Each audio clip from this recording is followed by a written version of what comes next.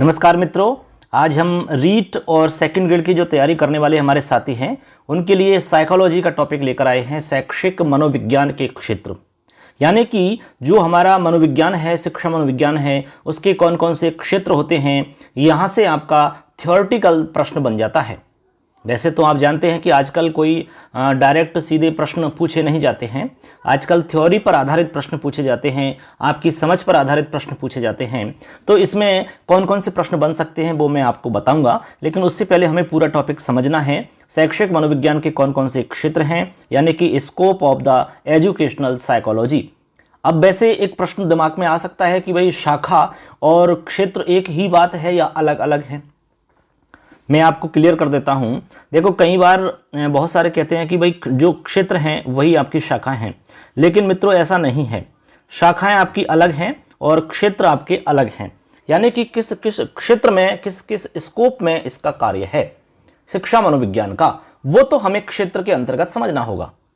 और किस किस प्रकार की मनोविज्ञान है, ठीक है, उसकी कौन कौन सी ब्रांचेज हैं, वो शाखा के अंतर्गत आती हैं, ऐसे हमें समझना होगा। दोनों को मैं बताऊंगा, सेपरेट वीडियो के माध्यम से मैं शाखाओं को भी बता दूंगा, लेकिन अभी फिलहाल में हमारा टॉपिक रहेगा शिक्षा मनोविज्ञान के क्षेत्र कौन कौन से हैं, उनमें हम क्या क्या अध्ययन करते हैं, क्या क्या उसमें हम सीखते हैं, वो सारी बात यहां पर की जाएगी। तो चलिए स्टार्ट कर लेते हैं। सबसे पहले देखिए, टॉपिक बता रहा हूं मैं आपको, लिखा हुआ है शिक्षा मनोविज्ञान के क्षेत्र। अंग्रेजी में इसको कहते हैं स्कोप ऑफ एजुकेशनल साइकोलॉजी। तो देखो, लिखते हैं शैक्षिक मनोविज्ञान के अंतर्गत निम्नलिखित क्षेत्र शामिल किए जाते हैं। अब इसमें जो आपके मेन क्षेत्र हैं उनको यहां पर मैं आपको बताऊंगा कौन कौन से क्षेत्र हैं जिनको शामिल किया जाता है। देखो मित्रों, सबसे पहला हमारा है अभिवृद्धि और विकास। अभिवृद्धि और विकास ये क्या है, ठीक है, इनके बारे में हमें पूरी डिटेल समझनी होती है। तो आप ऐसे समझ लो कि शिक्षा मनोविज्ञान जो है वो बालक की अभिवृद्धि और विकास का अध्ययन करता है।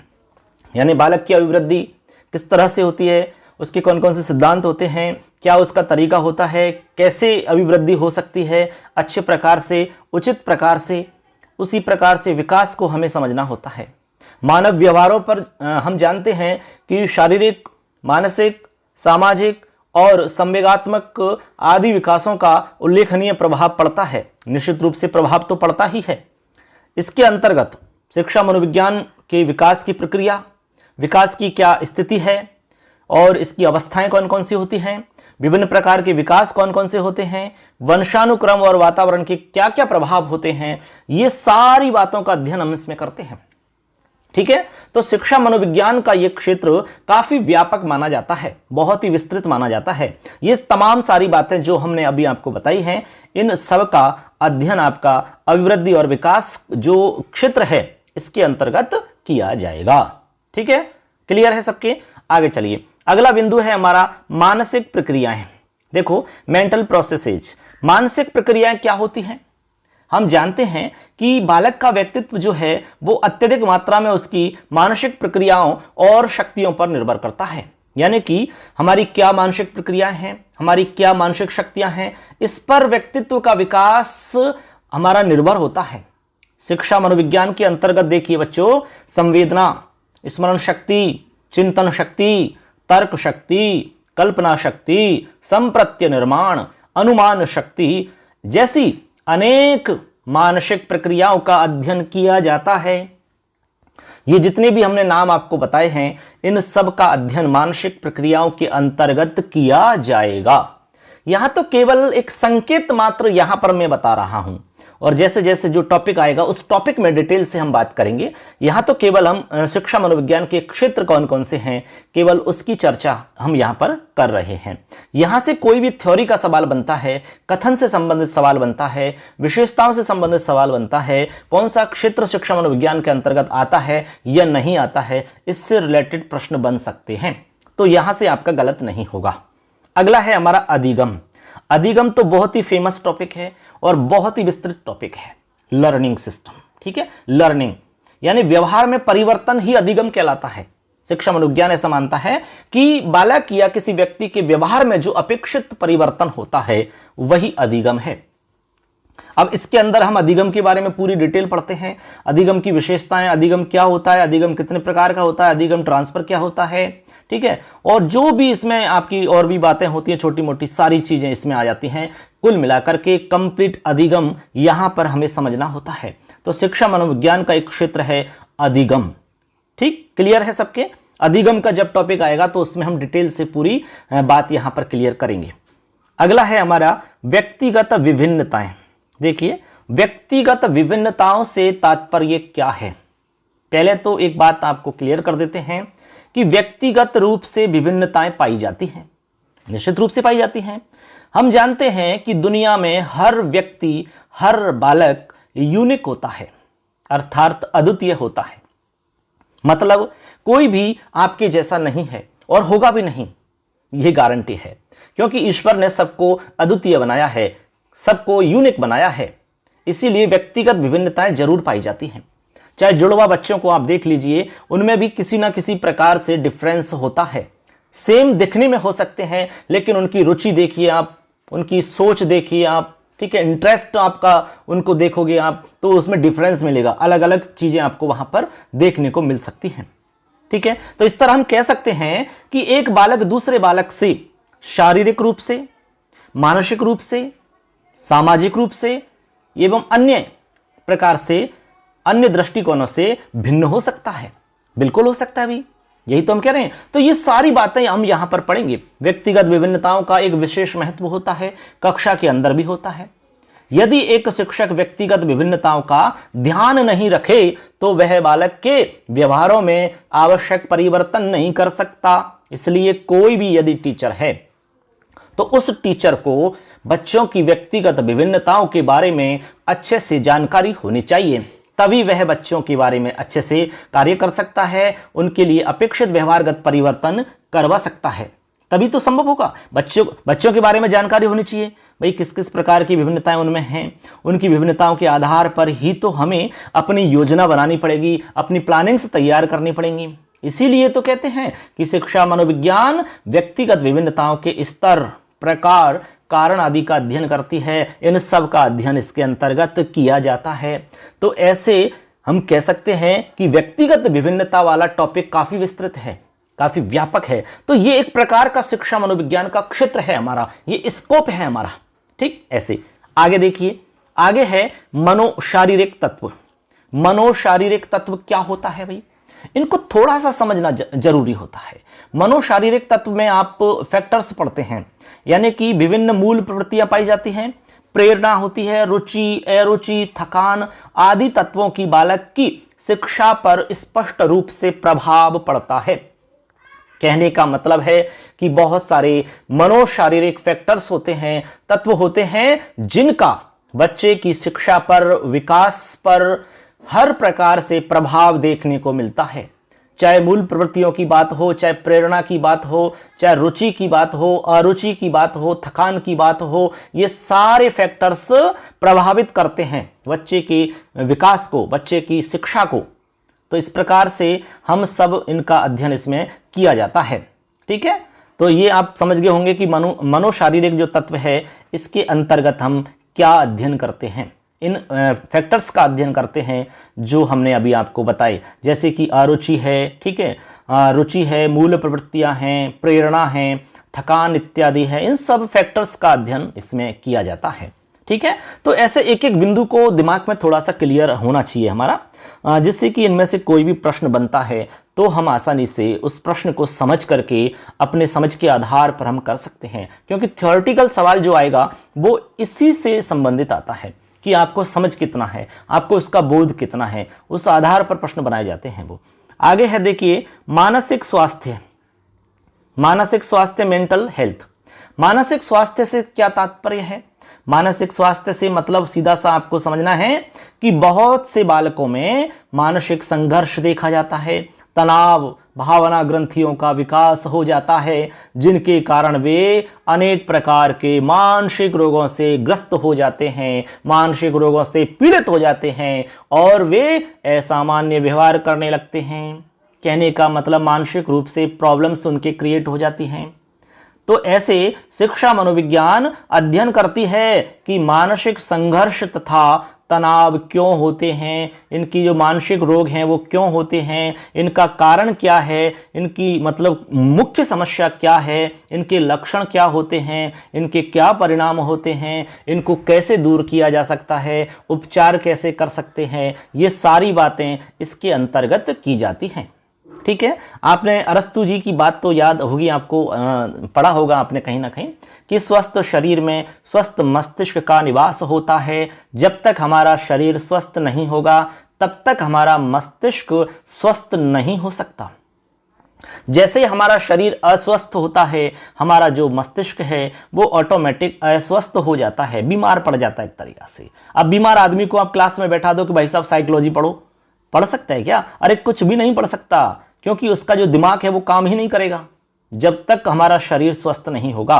तो इस प्रकार से इसमें सारी बातों का अध्ययन करते हैं कि कौन कौन सी प्रॉब्लम्स होती हैं जो हमें स्वस्थ बनाती हैं। केवल शरीर से नहीं, मानसिक प्रॉब्लम्स भी होती हैं, ठीक है, जो इसके अंतर्गत आती हैं। आगे देखिए, अगला बिंदु है मापन एवं मूल्यांकन। देखो, मापन और मूल्यांकन की भी आवश्यकता होती है, क्योंकि हम कई बार देखते हैं कि हमें आवश्यकता पड़ती है मूल्यांकन की, कि बच्चों को समझ में आया कि नहीं आया, कितना समझ में आया, कितने % उनको समझ में आ रहा है। तो इसके लिए हमें मापन मूल्यांकन की आवश्यकता पड़ती है।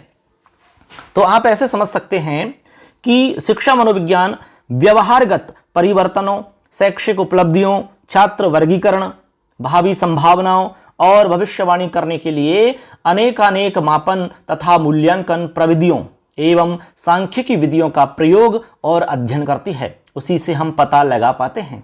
ठीक है, यानी कि बुद्धि है, अभिरुचि है, निष्पत्ति है आदि का मापन भी करती है। इनका मापन भी कर सकते हैं, जैसे कि बुद्धि मापन होता है, ठीक है, अभिरुचि का भी मापन हो सकता है, निष्पत्ति का भी मापन हो सकता है, ठीक है, और मूल्यांकन तो हम करते ही हैं। जैसे मान लो हमने कोई आपको टॉपिक पढ़ा दिया, उसके बाद में हम जानना चाहते हैं कि भाई उन बच्चों को समझ में आया कि नहीं आया, तो उसके लिए हम मूल्यांकन करेंगे, उनका टेस्ट करेंगे, उनकी जांच करेंगे। तो यही तो मूल्यांकन है आपका, ठीक है, अंकन करेंगे उसका कि भाई बच्चों को कितना % समझ में आया और आया या नहीं आया। तो ये सारे तत्व इसके अंतर्गत आते हैं। मापन और मूल्यांकन के अंतर्गत हम ये सारी चीजें पढ़ते हैं इसमें। ठीक, आगे है शिक्षण विधियां। देखो, शिक्षण विधियों का एक इसमें हमारा क्षेत्र होता है, यह भी काफी विस्तृत माना जाता है। इसके अंतर्गत क्या हम समझते हैं?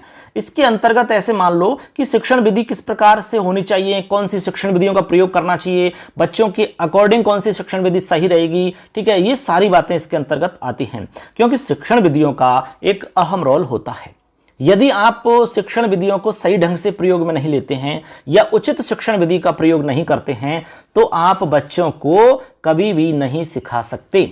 चाहे आप कितने भी अच्छे ज्ञान रखते हैं, कितनी भी अच्छी आपको जानकारी है, आप बहुत अच्छा पढ़ा रहे हैं, लेकिन बच्चों के अकॉर्डिंग यदि आपने शिक्षण विधियों का प्रयोग नहीं किया तो बच्चों के लिए अधिगम नहीं होगा, बच्चे समझेंगे नहीं, बल्कि वो विषय बच्चों के लिए बोरिंग हो जाएगा, परेशान कर देने वाला हो जाएगा। इसीलिए कहते हैं कि बच्चों के अनुसार शिक्षण विधियां प्रयोग में लेनी चाहिए। तो पहले बच्चों को देखिए, बच्चों का स्तर देखिए, उसके बाद में हम शिक्षण विधियों का चयन करते हैं।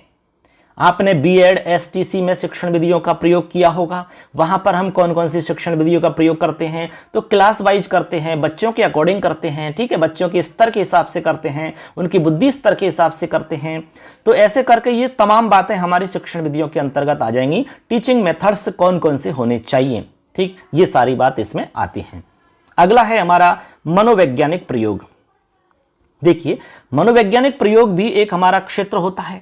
इसके अंतर्गत क्या आता है? इसके अंतर्गत शिक्षा मनोविज्ञान में अनेक महत्वपूर्ण मनोवैज्ञानिक प्रयोगों का अध्ययन करते हैं। हम जानते हैं कि मनोविज्ञान में बहुत सारे प्रयोग किए जाते हैं, ठीक है। अब उन प्रयोगों का अध्ययन इसमें करते हैं, यानी कि जैसे कि बालक के अधिगम और व्यवहार परिवर्तन संबंधित अनेक प्रकार के प्रयोग हो सकते हैं, यानी अधिगम से संबंधित हो सकते हैं, बच्चे के व्यवहार में परिवर्तन से संबंधित अनेक प्रैक्टिकल हो सकते हैं। तो इन सभी मनोवैज्ञानिक जो प्रयोग हैं हमारे, ठीक है, मनोविज्ञान पर आधारित जो हमारे प्रैक्टिकल होते हैं, जो प्रयोग होते हैं, उनका इसमें अध्ययन किया जाता है। तो यही इसके अंतर्गत आता है। आगे है हमारा 10 नंबर पे पाठ्यक्रम का निर्माण। ये बहुत ही इंपॉर्टेंट टॉपिक है। पाठ्यक्रम का निर्माण। तो ये हमारा शिक्षा मनोविज्ञान का एक विशेष क्षेत्र माना जाता है, पाठ्यक्रम का निर्माण। इसके अंतर्गत शिक्षा मनोविज्ञान के द्वारा पाठ्यक्रम निर्माण के कौन कौन से सिद्धांत होते हैं, ठीक है, उनको कैसे प्रभावशाली बनाया जा सकता है, उन सब का अध्ययन किया जाएगा। जब भी पाठ्यक्रम तय किया जाता है तो उसमें कौन कौन सी बातों का ध्यान रखा जाता है, किस प्रकार से पाठ्यक्रम बनाना चाहिए, ठीक है, किस हिसाब से उसमें मतलब अपने कंटेंट को रखना चाहिए, पाठ किस हिसाब से उसमें सेट करने चाहिए, अभ्यास प्रश्नों का किस प्रकार से समावेश करना चाहिए, उसकी भाषा किस प्रकार की होनी चाहिए, ये सारी बातें पाठ्यक्रम निर्माण के समय ध्यान रखनी होती हैं। तो पाठ्यक्रम निर्माण भी एक हमारा विशेष क्षेत्र माना जाता है शिक्षा मनोविज्ञान के अंतर्गत। ठीक है बच्चों, क्लियर है सबके? कोई भी यदि आपको इसमें प्रॉब्लम है, कोई डाउट आपको लग रहा है तो आप हमें कमेंट में सवाल कर सकते हैं। आगे है बुद्धि। देखो बुद्धि का टॉपिक भी विस्तृत होता है। इसके अंतर्गत हम सारी चीज जानते हैं कि बुद्धि क्या है, बुद्धि कितने प्रकार की होती है, बुद्धि की क्या विशेषताएं होती हैं, बुद्धि की परिभाषाएं कौन कौन सी होती हैं, बुद्धि के कौन कौन से सिद्धांत होते हैं, समिगात्मक बुद्धि क्या होती है, ये सारी बात बुद्धि के अंदर ही पढ़ी जाती हैं। तो ऐसे करके आपको समझ में आ गया होगा कि जो बुद्धि का टॉपिक है ये भी काफी विस्तृत है। ठीक है, तो ये बुद्धि का जो टॉपिक है ये भी एक प्रकार का हमारा विशेष क्षेत्र माना जाता है, क्योंकि ये बहुत कुछ इस पर डिपेंड होता है, बहुत सारी चीजें इससे रिलेटेड होती हैं ऐसे। ठीक है, ऐसे करके आप समझ जाते हैं बुद्धि के बारे में। आगे इसमें 12 नंबर पे है विद्यालय एवं उसका वातावरण। देखो यहां पर विशेष रूप से विद्यालय और वातावरण की बात की जा रही है, यानी कि विद्यालय को इसलिए हमने यहां पर विशेष बताया है क्योंकि बालक का या बालक पर सबसे ज्यादा जो प्रभाव होता है वो विद्यालय का होता है और विद्यालय के वातावरण का होता है। ठीक है, शिक्षक का होता है, क्योंकि हर बच्चा विद्यालय में जैसी गतिविधि करवाई जाती है, जिस प्रकार शिक्षक व्यवहार करते हैं वैसा अनुकरण करने का प्रयास करते हैं, उनका अनुसरण करने का प्रयास करते हैं। तो बच्चों पर विद्यालय का अथवा विद्यालय के शिक्षकों का या विद्यालय के वातावरण का बहुत प्रभाव होता है। ये सारी बातों का अध्ययन इसमें करते हैं। ठीक है, ऐसे अगला हमारा लास्ट है इसमें सांख्यिकी। ठीक है, तो सांख्यिकी के अंतर्गत हमारे डाटा होते हैं, आंकड़े होते हैं। ठीक है, ये सारे आंकड़े जो भी हमने बात की इनसे रिलेटेड हमारे बहुत सारे आंकड़े इकट्ठे हो जाते हैं, उनको हम आधार बना करके आगे इसमें अध्ययन करते हैं। तो सांख्यिकी का भी एक टॉपिक रहता है, सांख्यिकी वाला भी हमारा एक क्षेत्र होता है। तो इस प्रकार से हमने देखे कि शिक्षा मनोविज्ञान के कौन कौन से क्षेत्र होते हैं। ठीक है, ये तो हमारे मेन सारे क्षेत्र हो गए जिनके बारे में हमने आपको यहां पर बताया है बच्चों। ठीक है, अब मैं आपको यहां पर निष्कर्ष रूप में ये कह सकता हूं कि शिक्षा मनोविज्ञान, ठीक है, जो हम अभी बात कर रहे हैं, शिक्षा मनोविज्ञान एक नवीन एवं विकासशील व्यवहारिक विज्ञान है। इसीलिए शिक्षा मनोविज्ञान के क्षेत्र की सीमाएं अभी निर्धारित नहीं हो सकती हैं, यानी इसकी जो सीमाएं हैं, इसके जो क्षेत्र हैं, उनको हम फिक्स निर्धारित नहीं कर सकते कि भाई यही है, इनके अलावा नहीं होगा, ऐसा नहीं कह सकते। शिक्षा मनोविज्ञान शिक्षा का वह विज्ञान है जो शिक्षण अधिगम समस्याओं का अध्ययन करके सीखने वाले के व्यवहार में वांछित परिवर्तन करता है।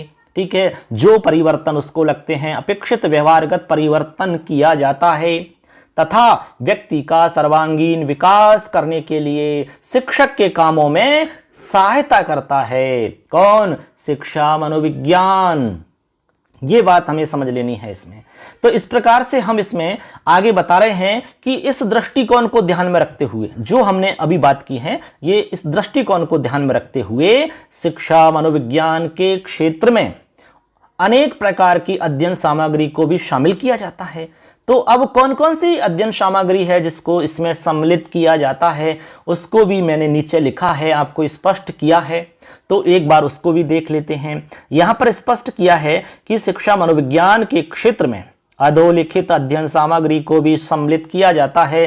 तो एक बार इसको भी हम समझ लेते हैं। अभी हमने क्षेत्र समझे तो इसके अंतर्गत ही ये चीज भी हमें समझनी होती है कि अध्ययन सामग्री कौन कौन सी है जो इसके अंतर्गत आती है। तो इसमें देखिए सबसे पहले हम देखते हैं 1 नंबर पर लिखा है बालक की विशेष योग्यताओं का अध्ययन, यानी बालक की जो विशेष योग्यताएं हैं उनका अध्ययन किया जाता है। हम जानते हैं कि कोई भी बालक है उसमें कोई ना कोई विशेष योग्यता जरूर होती है, बस फर्क है उस योग्यता को पहचानने का।